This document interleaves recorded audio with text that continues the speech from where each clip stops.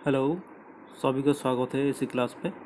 तो हमने जो न्यूट्रिशन का जो टॉपिक डिस्कस कर रहे थे उसमें से हमारा ये जो कार्बोहाइड्रेट, फिर कार्बोहाइड्रेट का प्रोटीन्स, इनके बारे में हमने डिटेल में डिस्कस कर चुके हैं। तो आज हम डिस्कस करेंगे विटामिन्स। तो विटामिन्स ये एक होते हैं माइक्रो माइक्रो क्या माइक्रो एक तो होता है मैक्रो न्यूट्रिएंट्स, ये होते हैं माइक्रो, यानी बहुत ही कम ही मात्रा में हमारे बॉडी को इसे ज़रूरत होती है, इसलिए इसे माइक्रो न्यूट्रिशन कहते हैं। तो विटामिन्स का जो मेन फंक्शन जो होता है, ये क्या करते हैं, डू नॉट प्रोवाइड कैलोरी। ये इसमें से विटामिन से हमको एनर्जी नहीं मिलता, बस ये ऑक्सीडेशन में भी भाग नहीं देते, बस ये एंजाइम की तरह काम करते हैं।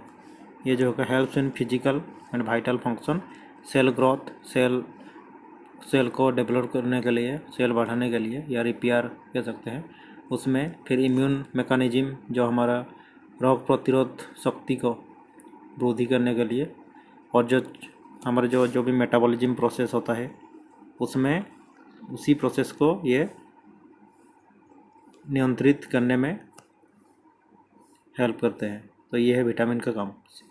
ये वाला जो सेल ग्रोथ, इम्यून मैकेनिज्म और होगा ये मेटाबॉलिज्म कंट्रोल, ये तीन टाइप का फंक्शन जनरली ये करते हैं जो विटामिन्स होते हैं।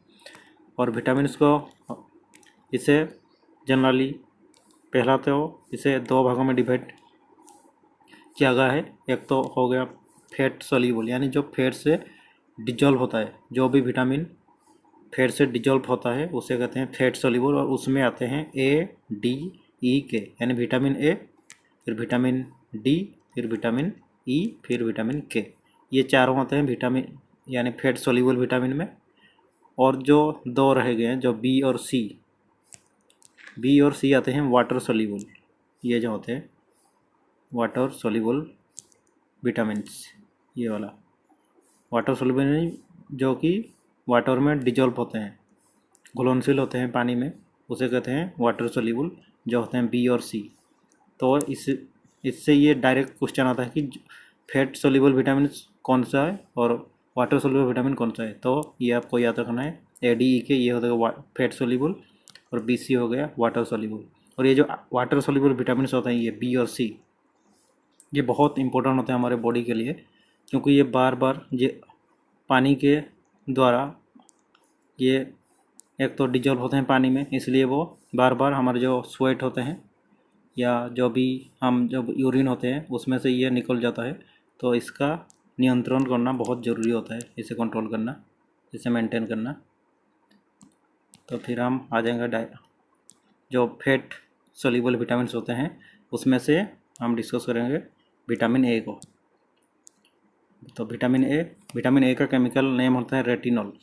और ये विटामिन ए भी तीन टाइप का होता है। विटामिन ए तीन टाइप का, एक तो होगा रेटिनॉल, एक होता है रेटिनल, और एक होता है रेटिनोइक एसिड। इसका भी तीन पार्ट्स होता है। तीन कहाँ गया, ये वाला। एक तो होता है रेटिनॉल, दूसरा होता है रेटिनल, तीसरा होता है रेटिनोइक एसिड। ये तीन टाइप का होता है vitamin A, retinol, retinal, retinoic acid. तो इसका जो मेन फंक्शन होता है, और इसे कहा जाता है एंटी जेरोप्थाल्मिक विटामिन भी कहते हैं, एंटी जेरोप्थाल्मिक विटामिन। इसे अब डायरेक्ट याद रखना है, उतना आपको डिटेल में जानना नहीं, तो बहुत लंबा हो जाएगा क्लास भी, और वो भी ज़रूरत भी नहीं है इतना। तो बस इसे डायरेक्ट याद रखना कि एंटी जेरोप्थाल्मिक विटामिन, विटामिन ए को ही कहते हैं। और क्या कहते हैं, एंटी इन्फेक्शन विटामिन। फिर इसे विटामिन ए अल्कोहल भी कहते हैं, क्योंकि इसका जो तीन टाइप का होता है जो विटामिन ए होते हैं, उनमें से जो थर्ड टाइप का होते हैं वो रेटिनोइक एसिड कहते हैं, रेटिनोइक एसिड कहते हैं। क्या होता है इसमें, हाँ, रेटिनोइक एसिड। और इसी ये अल्कोहल की तरह भी ये उसका थोड़ा नेचर होता है, इसलिए इसे विटामिन ए अल्कोहल भी कहते हैं, ये वाला विटामिन ए अल्कोहल। और ये तो तीन टाइप के होते हैं, ये रेटिनॉल, रेटिनल, रेटिनोइक एसिड। और जो ये जो रेटिनॉल होता है, इसका मेन फंक्शन होता है नॉर्मल विजन। जो तुम्हारी आँखों का जो नॉर्मल विजन होता है वो डिपेंड करता है इसी रेटिनॉल में, यानी जो vitamin A type, first type का विटामिन ए का, या कह सकते हैं vitamin A1, retinol. Retinol help करता है नॉर्मल विजन में, और जो रेटिनॉल होता है वो हेल्प करता है जो growth and differentiation of body या क्लोरोप्लास्ट इन सेल। ये इसे तो छोड़ो, जो डिफरेंशिएट आता है जब आप किशोर अवस्था या क्या कह सकते हैं, जब 12 से 13 जो बच्चे होते हैं, बच्चे यानी जो भी बॉयज, जो लड़का होते हैं, लड़का, वो 12 से 13 साल के बाद जो डिफरेंशिएट उनके बॉडी में जो अलग अलग का जो फीमेल नहीं, जो मेल का जो गुण आता है, जो मेलनेस या कह सकते हैं, जो मेल का जो भी नेचर उन पर डेवलप होता है, जो कि जैसे कि उनका जो टोन होता है वो ज़्यादा भारी हो जाता है, हेवी हो जाता है, फिर उसमें दाढ़ी आना शुरू हो जाता है, फिर उनका जो टेस्टोस्टेरोन लेवल वो इंक्रीज होता है, उसी का जो डिफरेंशिएशन आने में ये हेल्प करता है जो रेटिनल होता है।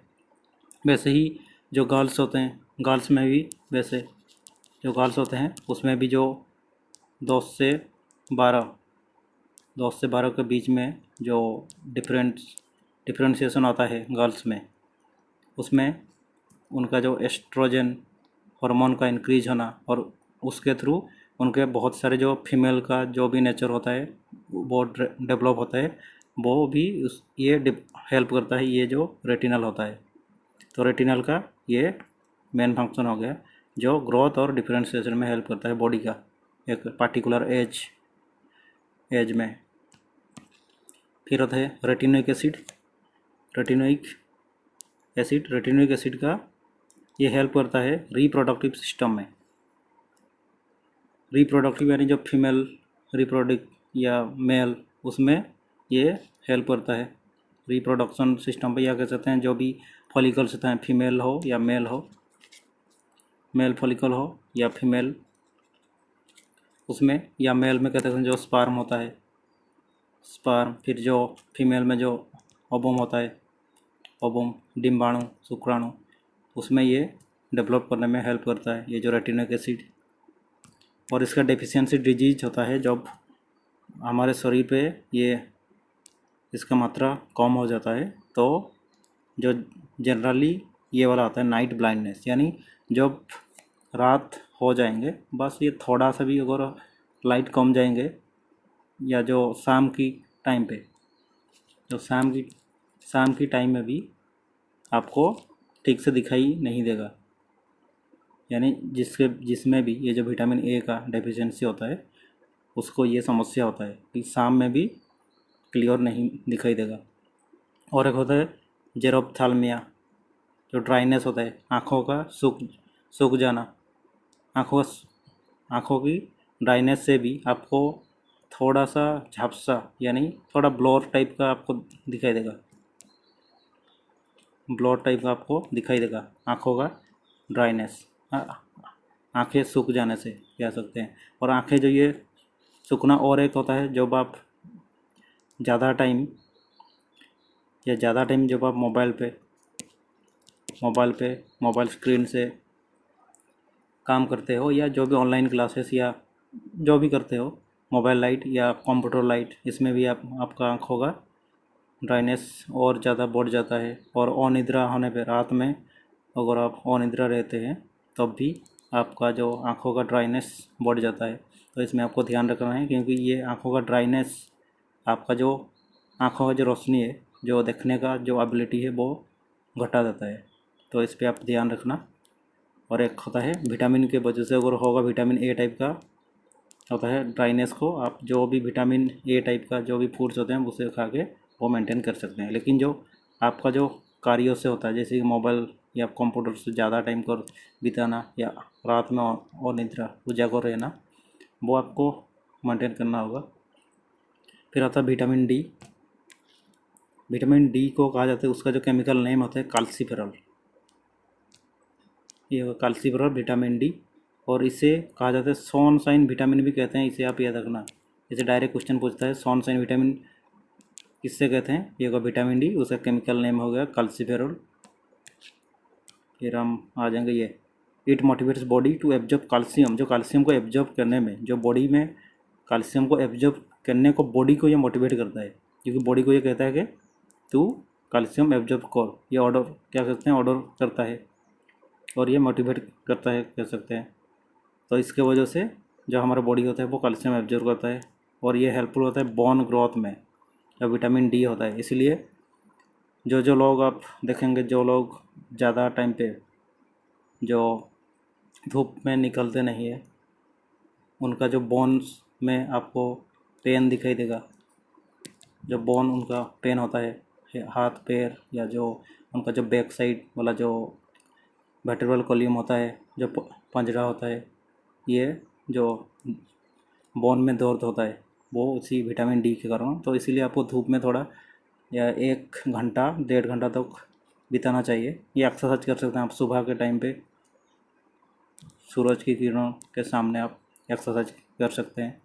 जो सुबह और शाम का टाइम पर जो सूर्य का जो लाइट होता है, सनलाइट होता है, आपको उसमें ज़्यादा विटामिन डी मिलता है।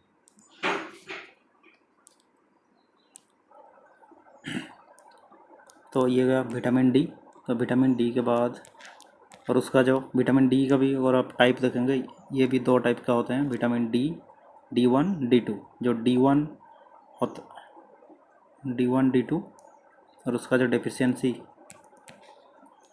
उसका डेफिशिएंसी की वजह से एक तो होता है रिकेट्स, जो कि ये ज़्यादा बच्चों में देखने को मिलता है। रिकेट्स कहते हैं जो विटामिन डी कमी की वजह से बच्चों में रिकेट्स, और जो एडल्ट होते हैं उनमें होता है ऑस्टियोमालेशिया। ये आपको दोनों को याद रखना है। और तो एक होता है रिकेट, दूसरा हो गया ऑस्टियोमालेशिया। और विटामिन डी भी 2 टाइप का, एक तो होता है D1 और होता है D2। फिर आएगा विटामिन ई, और विटामिन ई का जो केमिकल नेम होता है वो है टोकोफेरोल। और ये भी 4 टाइप का होता है विटामिन, एक तो है अल्फ़ा, बीटा, गामा और एक है डेल्टा।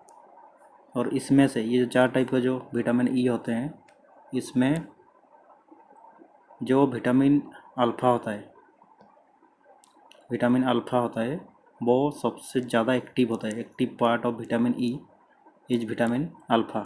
ये सबसे एक्टिव और सबसे लेस एक्टिव, यानी सबसे कम जो एक्टिव होता है वो होता है डेल्टा। डेल्टा आप ऐसे भी लिख सकते हैं या डेल्टा ऐसे भी। तो ये तो हो गया विटामिन ई और उनका टाइप, और उसमें से ये कौन सा ज़्यादा एक्टिव कौन सा कम, और जो मोस्ट एक्टिव पार्ट ये मोस्ट लेस प्रोडक्टिव या लेस एक्टिव, ये तो होगा डेल्टा। ये तो मैंने बताया, ये तो डेल्टा गया। फिर होता है इट वर्क्स एंटीऑक्सीडेंट की तरह ये काम करता है, और इसे ब्यूटी विटामिन भी कहते हैं। इससे आप डायरेक्ट याद रखना, ब्यूटी विटामिन किसे कहते हैं, विटामिन ई को ही ब्यूटी विटामिन, क्योंकि जो औरत होते हैं या जो भी गर्ल्स होते हैं, उसमें ये जो ब्यूटी यानी जो स्किन में जो ग्लोनेस, या उनका जो बॉडी का जो जो जो महिला में जो उनका जो फीमेलनेस होता है, जो फीमेल कैरेक्टर होता है, उसी फीमेल कैरेक्टर को वृद्धि करने में ये मदद करता है जो विटामिन ई होता है। या कहते हैं विटामिन ई से एस्ट्रोजन लेवल ठीक से मेंटेन होता है, और जो उसमें उनपे जो ब्रेस्ट या उनका जो पीरियड्स के टाइम पे स्पर्म कहते हैं, या एस्ट्रोजन का जो ओवम जो डिम्बाणु होता है, उसमें ये ज़्यादा मात्रा में ये कार्य करता है, और औरत का जो सौंदर्य वृद्धि करने में यही हेल्प करता है। फिर आ गया, इसे एंटी स्टेरिलिटी विटामिन भी कहते हैं। इसे डायरेक्ट याद रखना है, ज़्यादा आपको इसके बारे में डिटेल में पढ़ना नहीं, बस इसे याद रखना एंटी स्टेरिलिटी विटामिन। ये आप गूगल करके इसके डिटेल में आप देख सकते हैं। तो एंटी स्टेरिलिटी विटामिन भी इसी को कहते हैं, ब्यूटी विटामिन भी इसी को कहते हैं। और ये हेल्प करता है सेक्स पावर बढ़ाने में, decreases pre mature delivery of baby. जो बेबीज होते हैं जब वो डिलीवरी टाइम से पहले से जन्म होने को ये कंट्रोल करता है, ये जो विटामिन ई होता है। यानी कह सकते हैं ठीक टाइम पे डिलीवरी करने में भी ये मदद करता है। वैसे सेक्स पावर इंक्रीज करता है। अगर विटामिन ई अगर यानी डिक्रीज हो जाएगा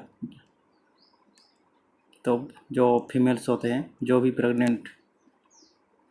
प्रेग्नेंट लेडी होते हैं, उन पे जो डिलीवरी या उनका जो गर्भ होता है वो गिर जाता है, यानी वो नष्ट हो जाता है। तो इसीलिए इसे भी कहा जाता है कि वो जो विटामिन ई होता है वो प्रेगनेंसी में भी हेल्प करता है।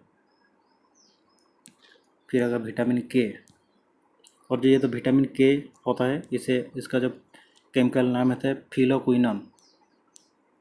ये आप डायरेक्ट याद रखना क्योंकि इसे बार बार क्वेश्चन में जो एग्ज़ाम होता है उसमें आता है ये। तो विटामिन ई को फिलोक्विनोन कहा जाता है। और ये भी 3 टाइप का होते हैं, विटामिन K1, विटामिन K2 और विटामिन K3। जो विटामिन K1 होता है उसे फिलोक्विनोन, और जो विटामिन 2 फिलोक्विनोन, इसे फार्नोक्विनोन या मेनाक्विनोन हो गया, ये कहते हैं फार्नोक्विनोन, फिलोक्विनोन, फार्नोक्विनोन और एक है मेनाडियन। ये वाला विटामिन के हो गया मेनाडियन। और मेनाडियन जो होता है, ये जो K3, विटामिन K3, इसे सिंथेटिक विटामिन कहते हैं क्योंकि इसे लैबोरेटरी में क्या सिंथेसिस करा जा सकता है इसे, या कराया जाता है। जो विटामिन 3 होता है इसलिए इसे सिंथेटिक विटामिन भी कहते हैं K3 को। और इसे एंटी ब्लीडिंग विटामिन या एंटी ब्लीडिंग प्रॉपर्टी होता है इसमें, क्योंकि ये जब हम हमारे शरीर पे कहीं पे भी अगर